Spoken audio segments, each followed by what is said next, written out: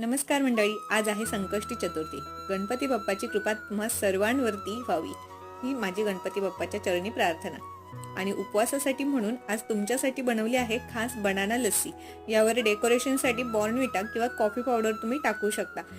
अगदी झटपट होणारी, टेस्टी आणि पोटभरीची अशी ही बनाना लस्सी बनवणं अगदीच सोपं आहे। लस्सी बनवण्यासाठी जे दही घेतलेलं आहे ते मी घरीच तयार केलेलं आहे, त्याचा व्हिडिओ देखील तुम्हाला मिळून जाईल।